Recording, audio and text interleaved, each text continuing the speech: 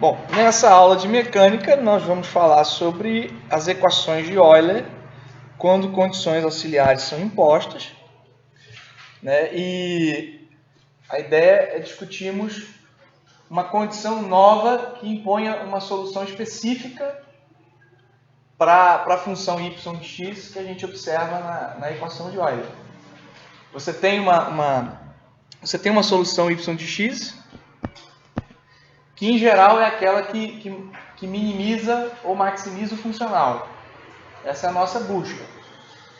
Porém, se eu impuser algum tipo de relação específica para que essa relação entre y e x não possa ter todas as possibilidades, ela tenha algumas apenas, ela não possa ser todas. Você tem um conjunto de possibilidades para a solução. A solução de Euler vai me dar aquela y de x dentro dessas possibilidades que minimizam ou maximizam. Então, não necessariamente eu estou pegando a solução que maximiza e minimiza todas as possibilidades de solução. Eu estou pegando num conjunto de soluções restritas, eu estou pegando a melhor, aquela que minimiza ou maximiza. Então, impor uma condição auxiliar seria isso. Vamos supor o menor caminho entre dois pontos.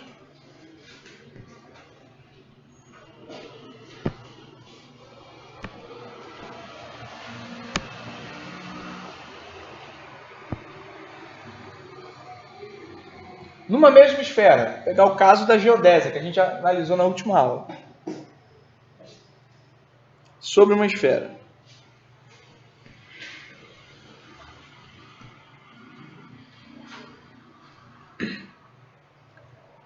Isso me faz com que a superfície da esfera seja a condição imposta, né? Eu não posso ter um y de x, por exemplo, ou uma solução que não esteja contida na esfera.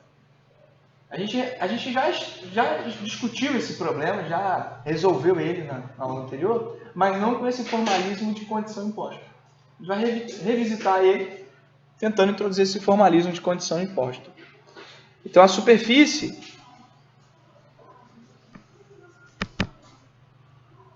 é uma condição imposta para nós. Uma condição auxiliar imposta.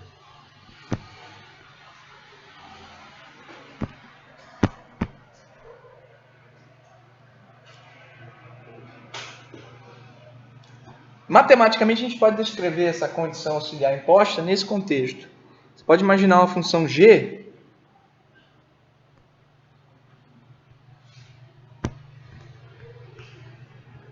aqui eu estou usando a nomenclatura y, porque nós já estamos sapientes que é possível ter uma função f do funcional com mais de uma variável independente. Então, só para generalizar, para a gente não fazer uma descrição individual e depois ter que generalizar, já faz generalizado direto.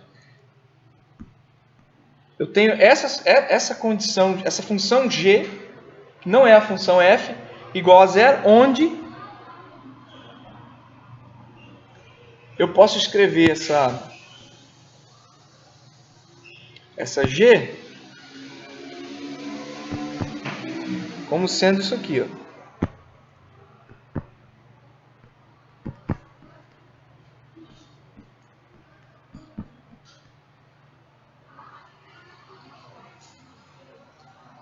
Né?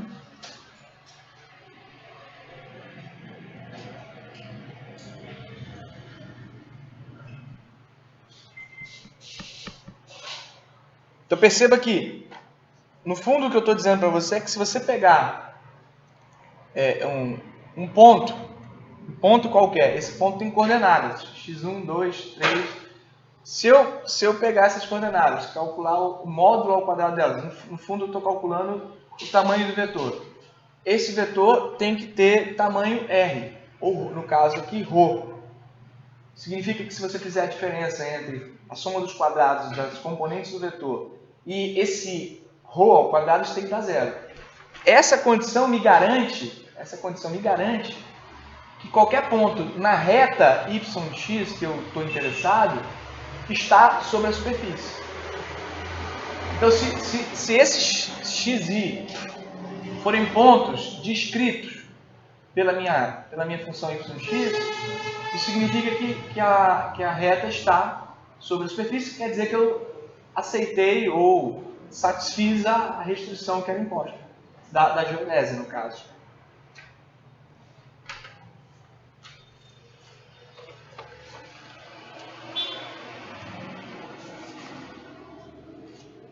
Bom, então essa seria a forma de a gente escrever uma restrição dentro da história da geodésia, que foi um problema que nós escrevemos. Continuando a construção, nós vamos considerar a seguinte situação agora.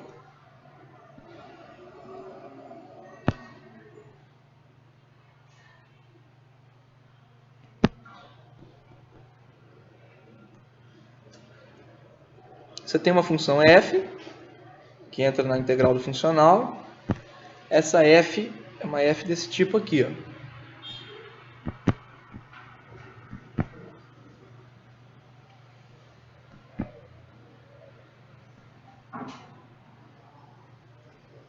Especificando, eu estou lidando com poucas coordenadas. Eu estou lidando só, no caso da esfera, 3 coordenadas seriam suficientes para descrever tudo que está acontecendo. Então, eu estou lidando com y e y linha.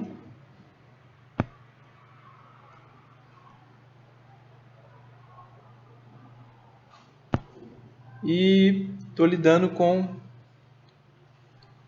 z e z linha. Ambos em relação a x. Então, o x é a variável integrando.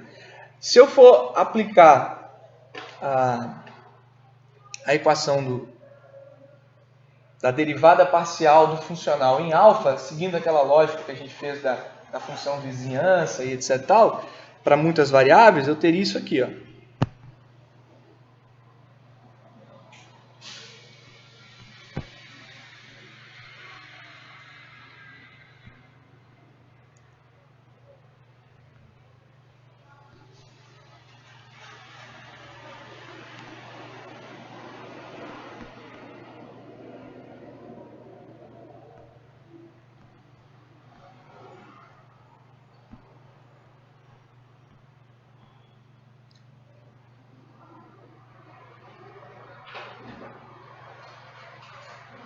Esse primeiro termo aqui é o que a gente já está acostumado a lidar, né? Ó.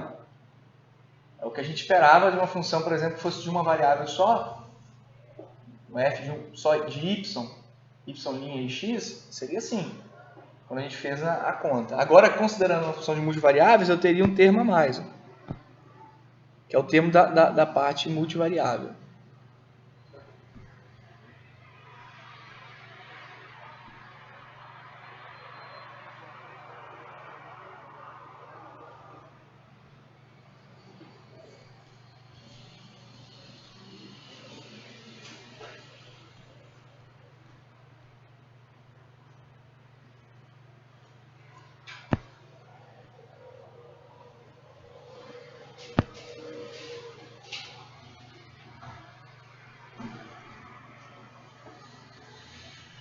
Isso tudo integrando em dx, né?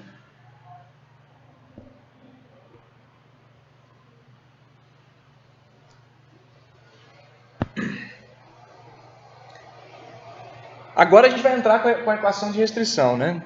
Então,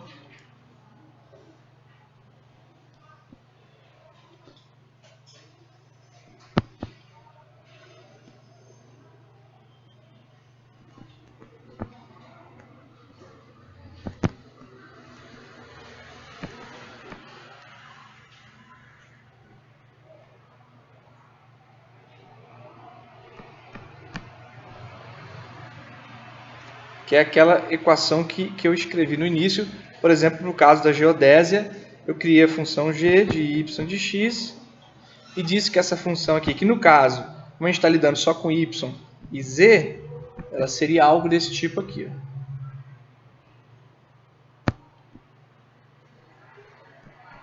Igual a zero.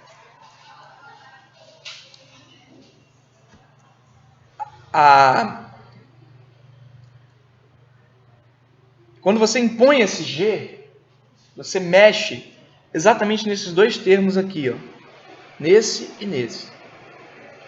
Porque se existe o G é uma forma de você relacionar Y e Z, que antes eram independentes. Por isso que a gente montou essa equação aqui, considerando eles independentes. Se eles são independentes, eu tocava o resto direto e falava, olha, eu quero que isso aqui seja zero, então esse cara é zero, esse cara é zero. Aí eu tenho a equação de Euler satisfeita para cada uma das equações. Como aqui eles não são independentes, porque existe uma equação de vínculo que estabelece uma relação entre y e z, eu não posso fazer isso direto. Eu preciso avaliar essas duas derivadas parciais para ver se é possível criar alguma forma de recuperar aquela ideia original de dizer que eles são zero e que cada uma das duas funções é zero. Naturalmente, essa forma deve existir. Se existir, ela está dentro da equação de vínculo. Então, eu preciso analisar ela. É o que a gente vai fazer. Nós vamos avaliar essa equação, essas funções, essas derivadas parciais, perdão, tentando obter elas dentro da equação de vínculo. Elas não serão independentes agora, né?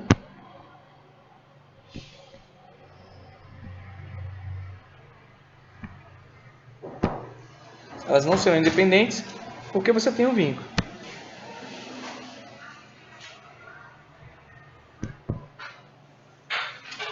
Por exemplo, se você pegar dg de alfa, se eu fizer a derivada total de dg em alfa, essa derivada vai ser escrita nesse contexto aqui, ó, como as derivadas parciais, né?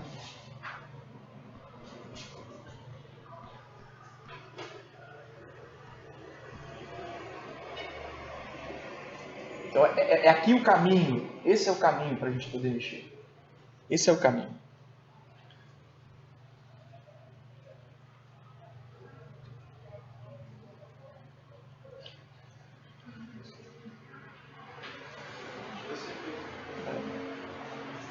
Ok.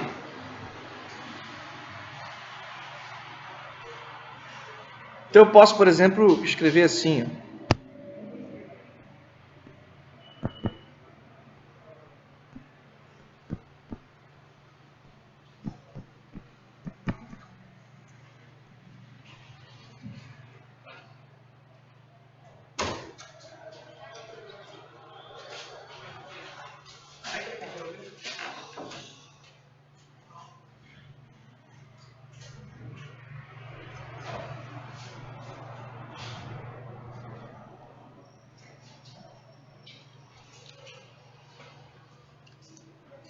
Isso aqui, ó, tem que ser zero.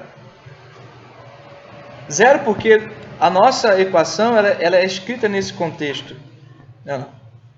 Se eu fizer a derivada disso aqui em alfa, tem que dar zero. Ela não depende explicitamente de alfa. Por isso que a derivada total em alfa dá zero. E é aqui que eu vou tentar estabelecer uma relação entre del y, del alfa e del z, del alfa. Vamos lembrar, ó,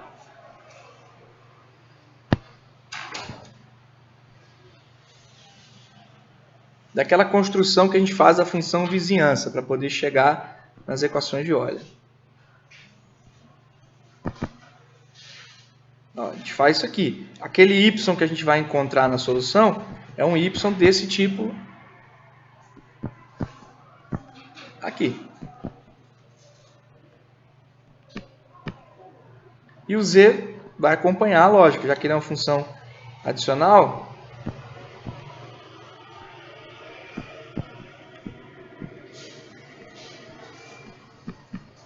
Se quiser fazer pergunta, é só fazer, tá? Não muda nada nesse contexto.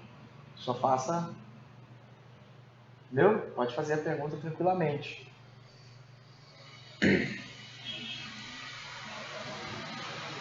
Bom, olha o que dá para fazer aqui. Se você pegar del g, del y, se eu escrever del g, del y,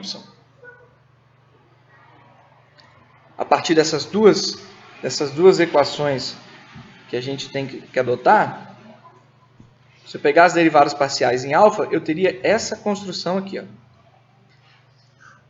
Vou repetir. Pega essas duas equações aqui, que são condições para a gente chegar na equação de Euler, essas duas aqui, e aplica a derivada parcial em alfa. Posteriormente, substitui aqui em cima, já que isso aqui ó, tem que ser zero, para que essa equação seja verdadeira. A equação tem que ser zero. De alfa não pode ser zero, esse termo é zero. Se eu fizer derivar isso em alfa, eu posso substituir. Ó. Posso substituir esse cara e esse cara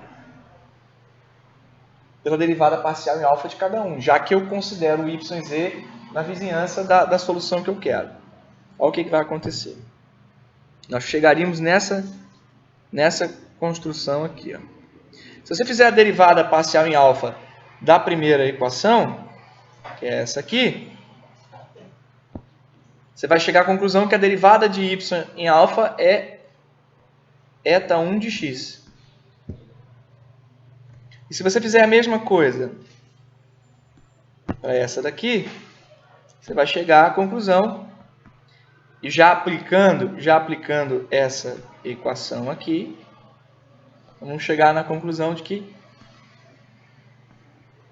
há uma relação entre essas duas derivadas parciais de g.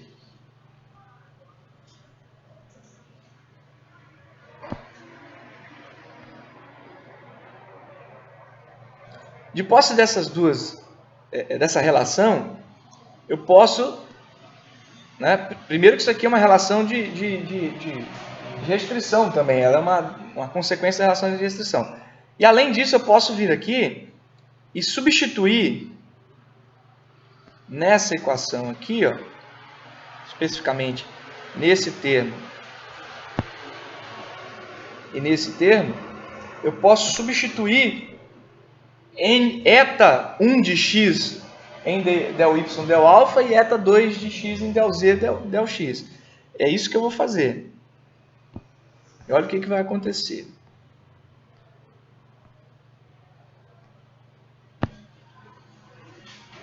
Nós ficaríamos assim, ó, substituindo.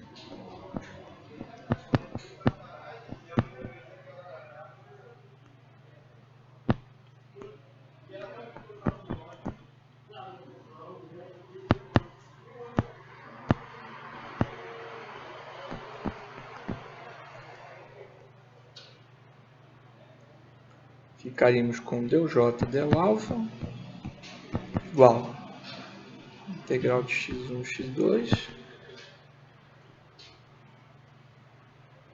Aí as derivadas parciais de f.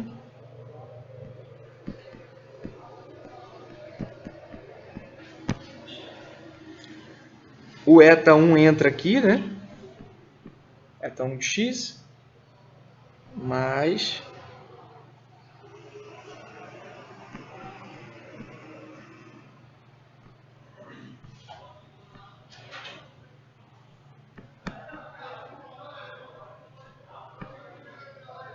e aqui o eta 2.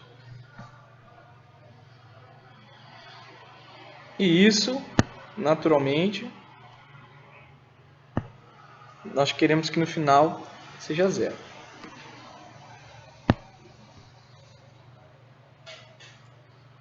Um ponto interessante aqui é que nós conhecemos essa relação aqui, que é nova na construção que nós propusemos do problema. Essa relação aqui. Isso pode ser uma vantagem para nós dentro dessa equação da derivada parcial de j. E a ideia é usar essa vantagem. Porque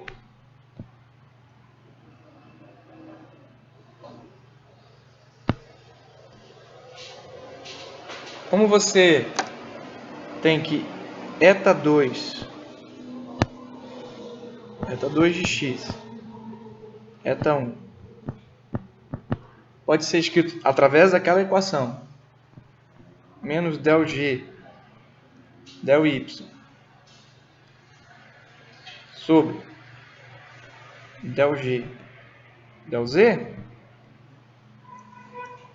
eu posso substituir na equação do J e olha como é que ela vai ficar.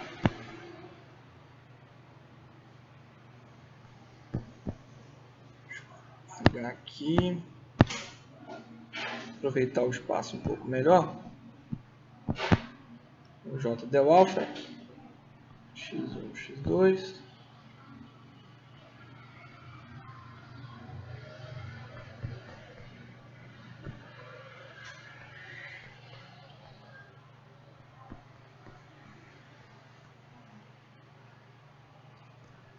Ou seja, eu vou dividir tudo eu vou tirar o eta1 em evidência.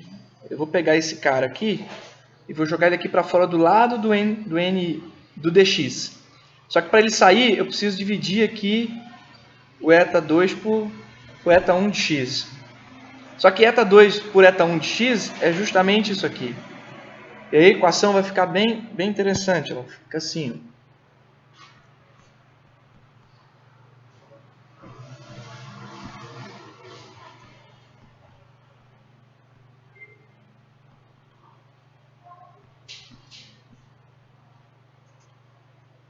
Como apareceu um eta2 por eta1, observe esse menos aqui. Ó. Esse menos aqui, ele veio disso aqui. E esse del G, del Y, del G, del Y entra aqui no lado.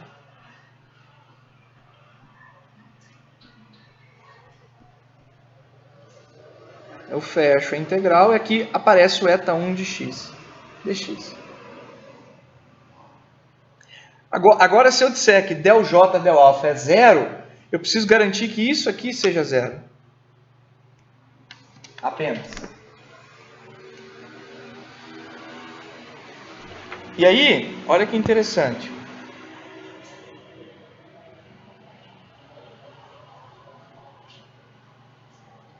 Se isso aqui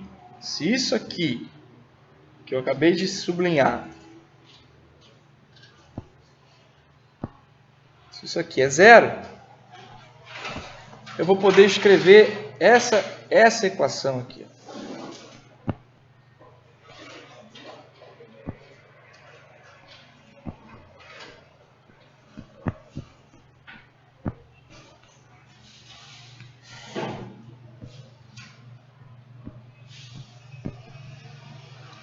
O del G, del Y, a menos 1 é porque você divide a equação toda por del G, del Y. E esse termo aqui vai aparecer porque o primeiro termo não teria as derivadas parciais.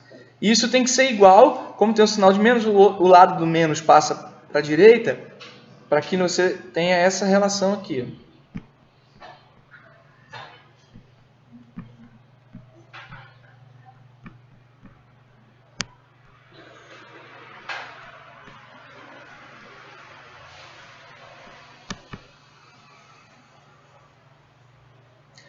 Uma coisa interessante aqui, como você não pode garantir que isso aqui é zero e nem que isso aqui é zero,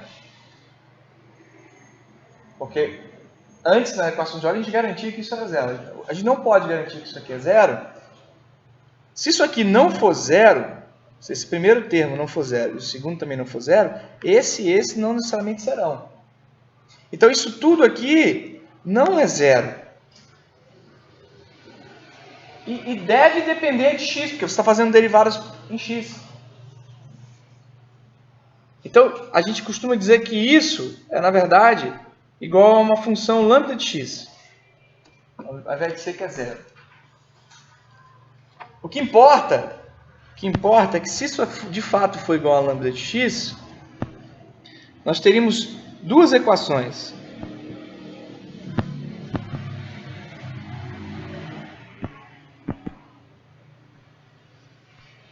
Uma que é essa.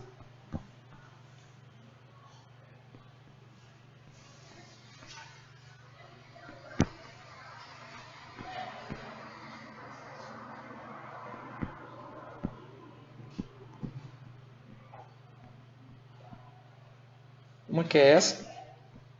que vem daqui, né? Ó, vem desse cara aqui. Ele é igual a lambda de x. Então eu passo o del g, del y para o outro lado e multiplicando o lambda de x e chego nela. E a outra, analogamente, seria essa.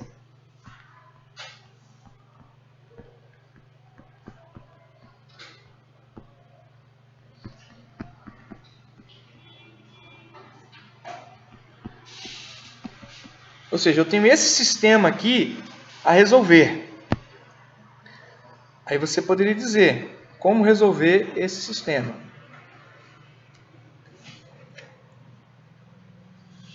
Parece que não tem solução, né? Porque você antes buscava conhecer. Antes a gente buscava conhecer y de x e z de x. Agora tem uma terceira função, lambda de x, na jogada. Que se você quiser solucionar, por exemplo, as duas equações que a gente pontuou, você precisa conhecer esse lambda de x também. Aí você fala, poxa, três coisas a serem solucionadas e apenas duas equações disponíveis. Não, você não tem só duas, você tem três. Porque a equação do vínculo é a terceira equação.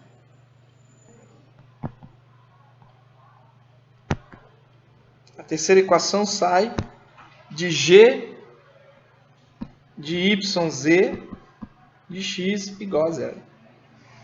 Esse lambda ele tem um nome técnico. Esse lambda ele passa a ser conhecido como multiplicador indeterminado de Lagrange.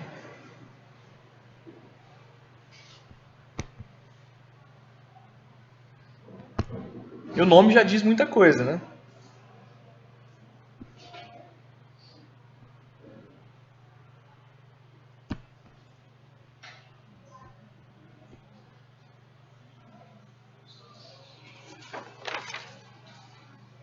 De uma forma geral, o nosso problema agora, se a gente estiver lidando com uma situação em que tem claramente um vínculo, o nosso problema agora seria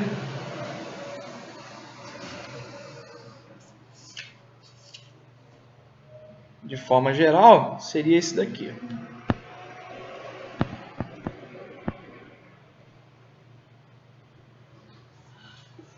Você sempre teria um número i de equações nesse formato aqui, genérico.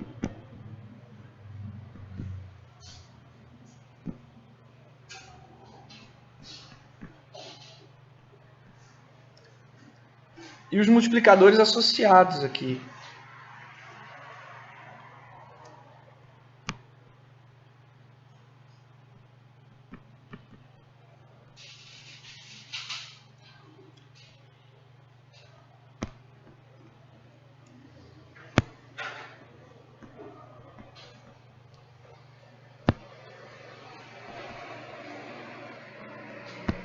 Observe que, de maneira geral, estou já generalizando, tomando como algo possível, eu teria um multiplicador de Lagrange associado a cada restrição.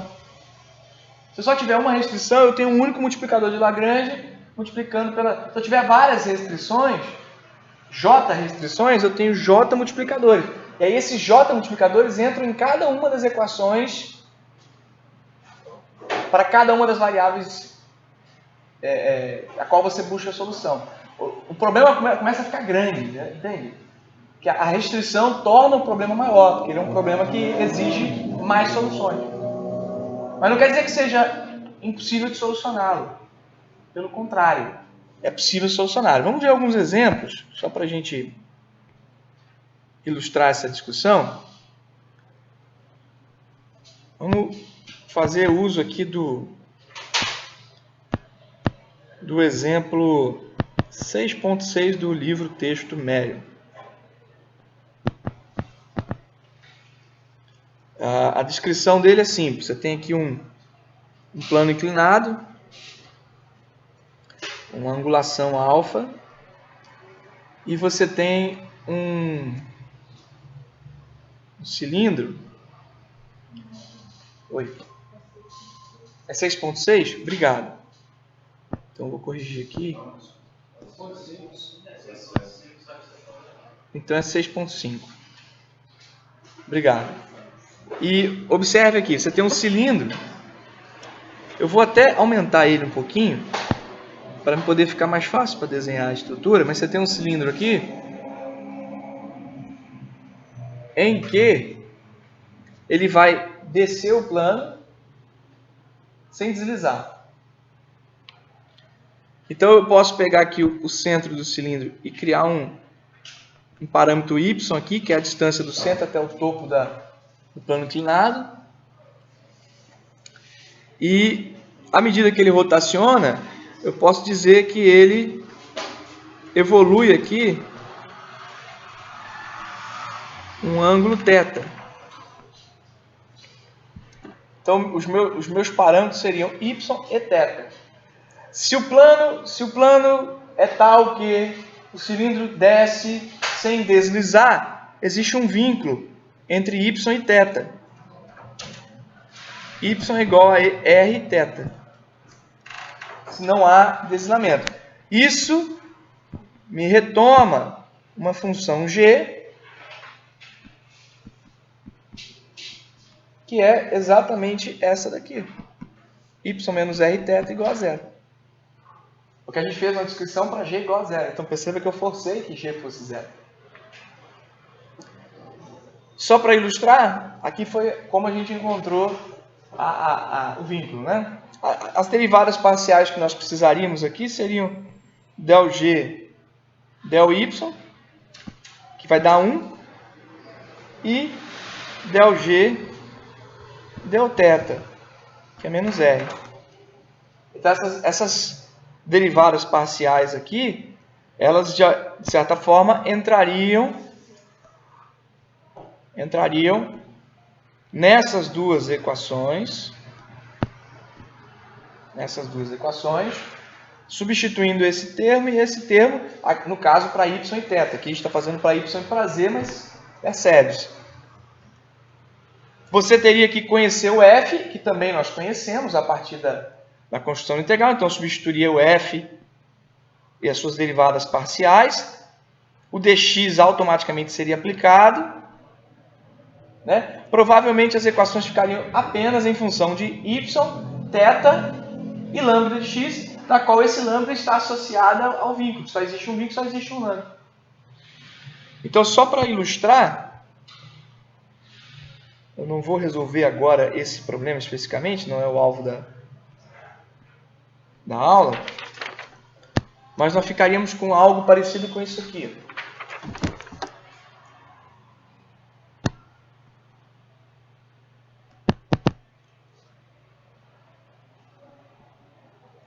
Del f, del y, eu preciso conhecer o del f, o f que eu ainda não construí, eu vou construir ainda, para aquela situação. Del f, del y', mais lambda x, o del g, del y é 1. Então, lambda x igual a 0. E a outra equação seria del f, del θ, que agora eu estou usando θ, menos d dx, del f, del θ', mais, menos r lambda x igual a 0. E a outra equação seria y, é até legal estender isso até aqui, a equação seria essa daqui.